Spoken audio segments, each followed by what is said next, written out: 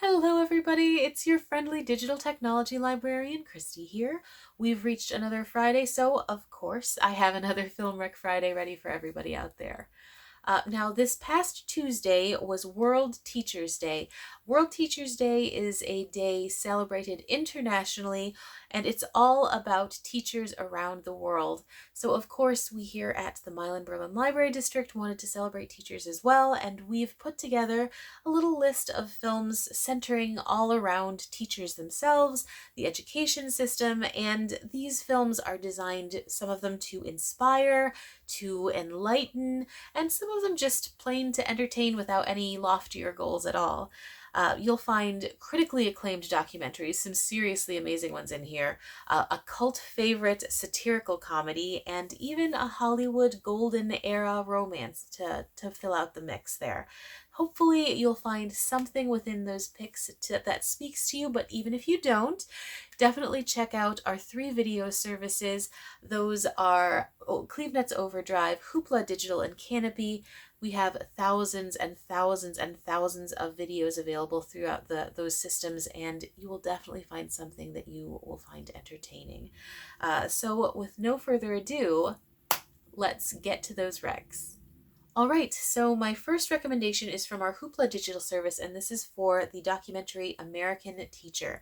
Now, let me preface this by saying American Teacher is one of those documentaries that has a very, very firm point of view, but regardless of how you feel about the topic, I absolutely think this documentary is worth a watch. It's really well put together, and it is very deft in the way it handles both small scale and large scale issues. So, what American Teacher does is it focuses on the debates of today's public school system. There's always, you know, there are always factions that feel strongly one way or the other about its importance, about, the importance of teachers. And I think it's a topic that is more relevant today than it's been in a long while. I mean, it's definitely one of those hot button issues that it seems everybody has an opinion upon. This particular documentary, as I'd mentioned before, does a great job of combining small format issues with large format issues. It follows 4 teachers from very different parts of this country, and what it does so well is it really humanizes the system. Like, it talks about what their individual day-to-day problems are, the things they're concerned about, the way that they feel about both the school system in general, but also about the kids, their kids, these kids who they see day in and day out, that they see pass through their classrooms. It talks about like money troubles they might have. It definitely gives a human face to a topic that's so often talked about. And alongside these small stories that are everyone's story, we get large format issues like, how does a system that some people feel is inherently flawed manage to improve? How can it attract talented new teachers into this system? People will frequently talk about how teachers are woefully underpaid. How do you sell that whole topic to a generation that is going to be very concerned about things like their loan issues and student loans and future monetary concerns? So this documentary weaves those 2 types of problems, small form and large form, into one particular rope, and it's just really, really, really evocative. It definitely made me think about certain things that I hadn't been thinking about in the past. It made me look at different points of view and try to sort of flesh out those things that I hadn't really thought too deeply into. And I think that's the sign of a really good documentary, when it takes a topic that you might be very familiar with and that you might have strong feelings about, and it asks you to sort of look at it from a different angle. It's not necessarily telling you to look at it completely 180 degrees. It's just saying, you know, don't be satisfied with one conclusion that you've come up with. Make sure you always are thinking, because the world is always shifting. This documentary wasn't made this year, but it still has incredibly relevant topics. It makes incredibly relevant points as well. So it's one that I think is valuable no matter what you feel about, again, public schooling. So if you are interested at all in the issue of public schooling, in the issue of underpaid teachers, if you are interested in becoming a teacher, if you have friends and family that are part of the public school system, I think American Teachers are really, really valuable documentary to take a look at, simply because, again, it asks you to keep asking questions, to keep looking at this topic as a living, breathing thing, because it is. And there's not much more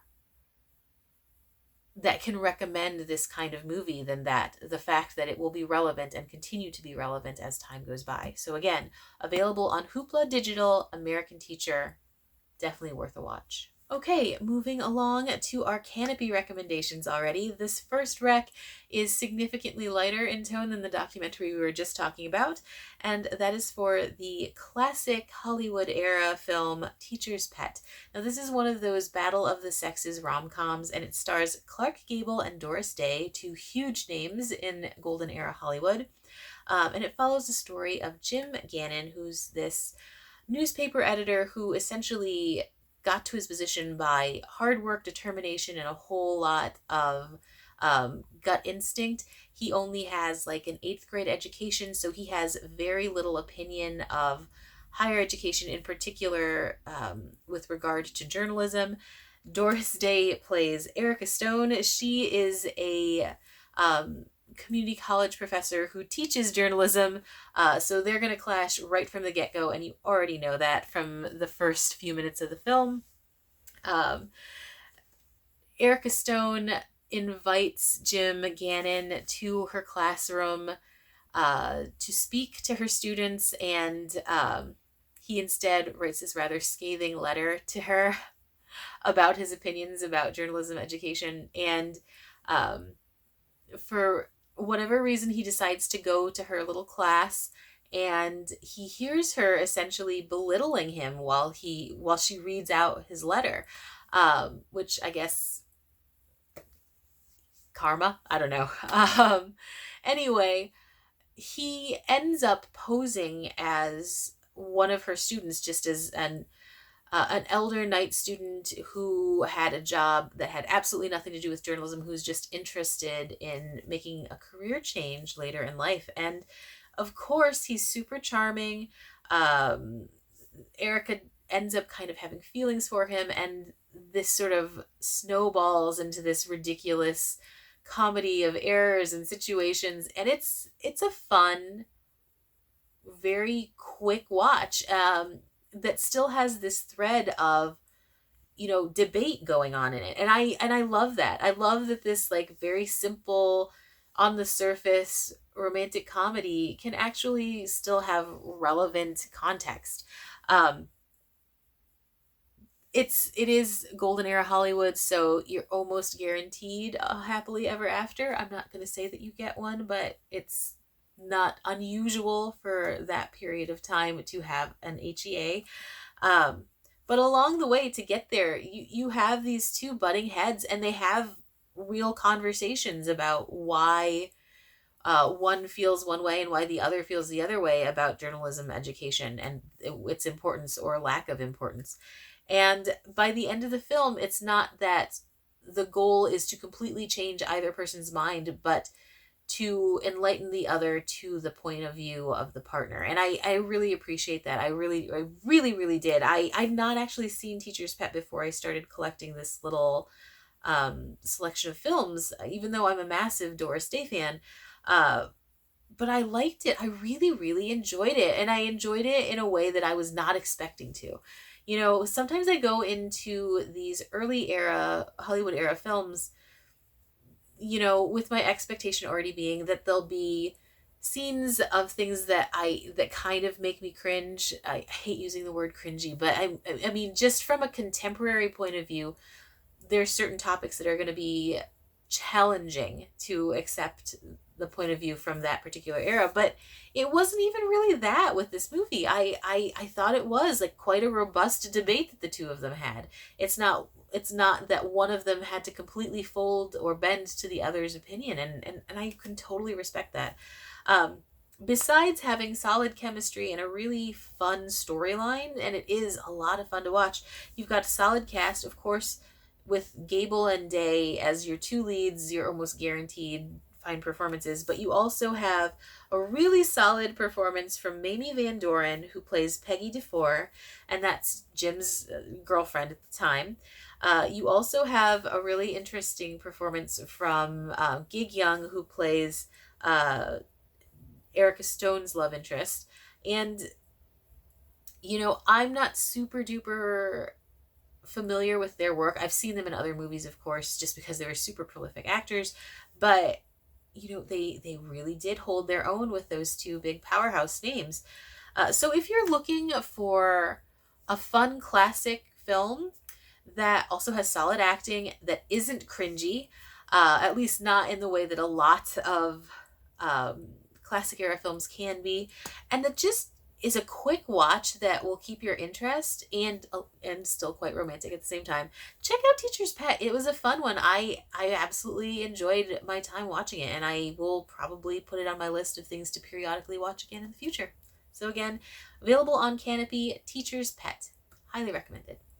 Okay, my next Canopy recommendation is for the cult classic fan favorite satire, Election. Now, Election is not one of those movies that holds teachers up as this shining beacon of hope, but it is about education. It does feature a teacher as one of the central characters, and it is just so funny and entertaining. I couldn't resist including it on the list. Um, in Election, you're following the story of Jim McAllister, played by Matthew Broderick. He is a small town civics teacher who also runs student body government. You've got him sort of diametrically opposed to one of the student body president candidates, Tracy Flick, played by the incomparable Reese Witherspoon. I mean, seriously, Reese Witherspoon is so good in this movie. Um, Tracy Flick is a high achieving student. She's funny. She's not necessarily popular, but she is very driven. However, uh, McAllister feels she's definitely used underhanded tactics to get what she wants in the past and will continue to do so. So he absolutely does not want her to be student body president. He instead decides to recruit another student to run against her. The student is, a sidelined jock who is very, very popular, who's not overwhelmingly bright, but, definitely would be less ambitious about certain things and less underhanded than Tracy Flick's character. Um, this results in all of the conflict of the film. And one wouldn't think that this one little element would be so massive, but it ends up being a huge, huge deal. The acting in this is so good.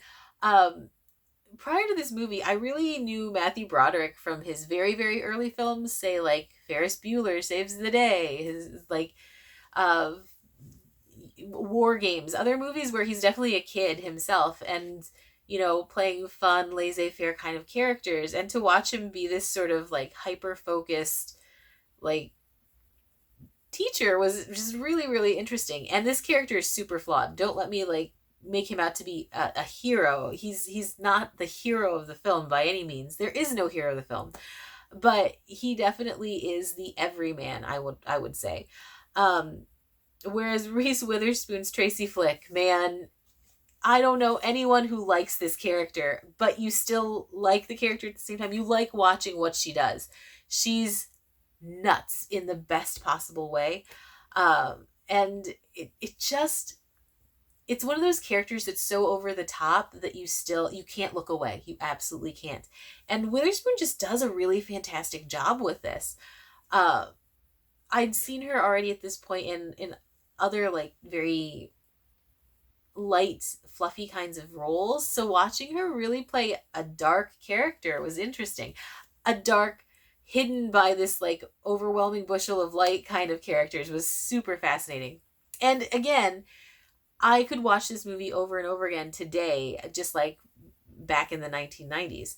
Um, what's great about it is that it's not, say, a typical high school film. It sends up public schooling, it sends up teachers, it sends up like these goody two shoes kinds of students, and just politics in general. It Nothing is safe from the sort of viewpoint of this movie. Everything gets that satirical gloss to it, and I just think it's so much fun. It definitely has very adult themes, so it's not for kids, but it doesn't even matter. It's just entertaining is all get out.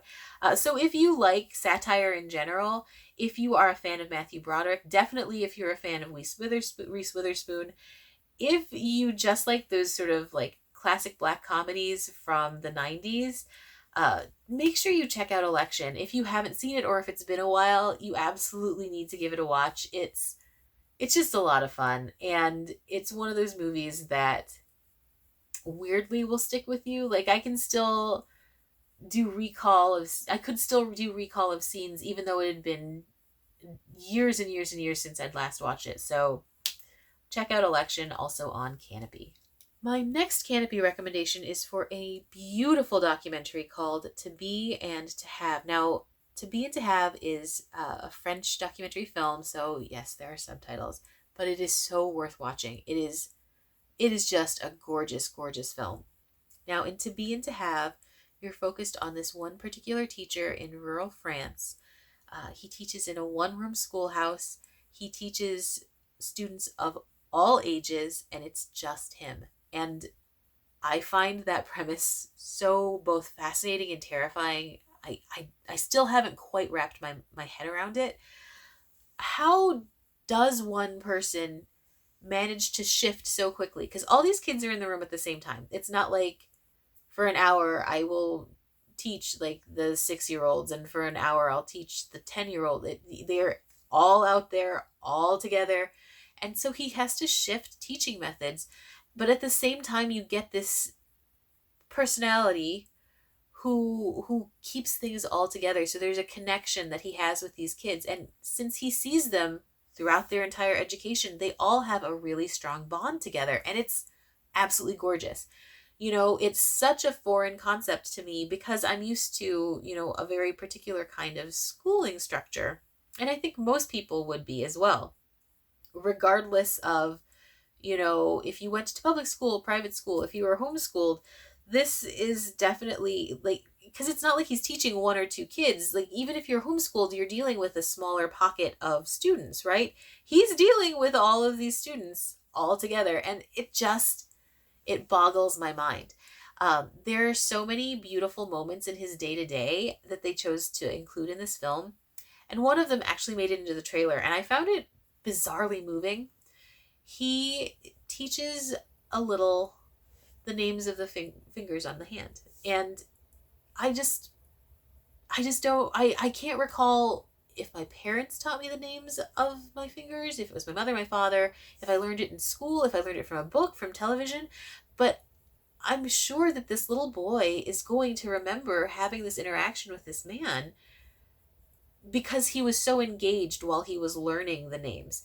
It was not quite a game, but definitely something that he was in that moment, and he was actively, you could see it in his face, he was actively participating in this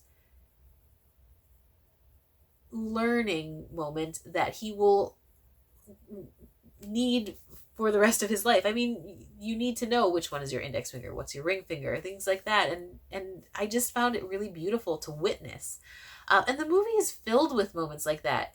Really gorgeous, simple times between a teacher and the student. And it's just, like I said, it's just a gorgeous, gorgeous documentary. This one was one of those super highly acclaimed films. It was nominated for a BAFTA. For Best Film Not in the English Language, it was nominated for a Caesar Award. It was an official selection at the Cannes Film Festival. You know, and I do think without negating the importance of what a contemporary standard classroom looks like, it does make this sort of old fashioned one room schooling system look desirable too. It doesn't say this is the perfect way, but it does say it is a valid method. And I mean, we see that within this short period of time that we have the film. So if you are interested in documentaries that are well put together, because this is beautifully shot, I mean, it's very intimate. I think that's the best word. It's an incredibly intimate documentary. Um, if you are interested in watching someone really, really, truly inspiring interact with kids, if you like kids, if you just want to watch an incredibly moving and inspiring documentary, check out To Be and To Have. It is just such a good documentary. Highly, highly recommended. Available on Canopy. You won't regret it. My final recommendation for this week is for a phenomenal, phenomenal documentary on Canopy called Touch of Greatness. Now, if you are looking for inspiration of any kind, this is the film to watch. Touch of Greatness follows the career of Albert Cullum, this quite famous figure in education in the 60s. In the 60s, we were definitely dealing with a very different public education system. It was a very rigid structure, you know, Dick and Jane. You had corporal punishment still as a part of many schools across the country, and against the grain of this very structured system, you had Cullum's approach. Cullum brought in Shakespeare, Sophocles, George Bernard Shaw, all into grade schools. He was super unorthodox about how he believed knowledge should be imparted. He thought poetry and drama and imagination was key in every subject. And this film does an incredible job of showing you what his classroom actually looked like. We have tons of footage from the 1960s that was filmed by Robert Downey Sr., so it's beautifully shot. And you've got that actual period example combined with interviews with some of his former students today. You've got experts of today talking about how ahead of his time this man was. Like, he just really believed in the capability of children, and it's so inspiring to watch those moments from the 60s where you could see each child's mind just expanding. You saw them wanting to play, Hamlet. And these are children. These are not like teenagers who are already sort of like engrossed in the whole drama of performance and everything, but these are little kids who want to play these characters. And I mean play quite literally. They want the chance to express and learn through that expression. And it just is amazing to see on screen. I really, it's a short documentary. It's about a half an hour long, but there were moments when I found myself getting a little choked up watching the evolution of these kids, just how their minds were growing right in front of us. The archival footage is just so important to the whole story.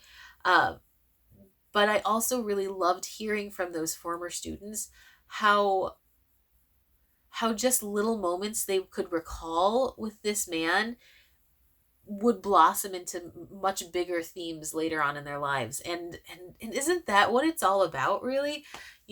How one teacher can make such a massive difference no matter how many years down the line it is that you realize it.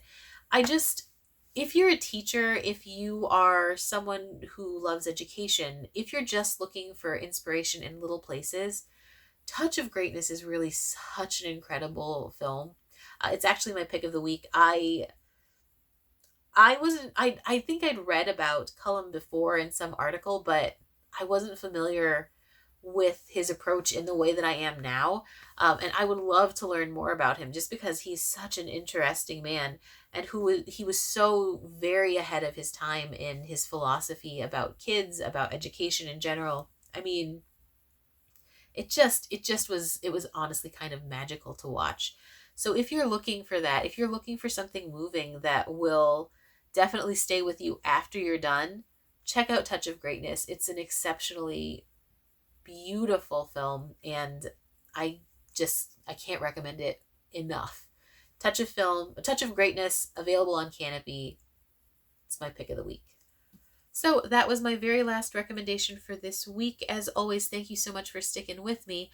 If you have any recommendations for films about education, about teachers, make sure you comment with those below. I am always, always, always looking for more film recs. I love, love, love watching the movies that you send in. If you have any recommendations for future themes you'd like to see us cover, comment with those as well. It never hurts to have a little backlog of themes that I can sort of start watching. And with that, I'm going to go ahead and sign off. Thank you so much for watching this week. I won't have an episode next week, but we will be back in 2 weeks' time. So I hope you'll tune in then. Until then, thanks so much. We'll see you later. Bye.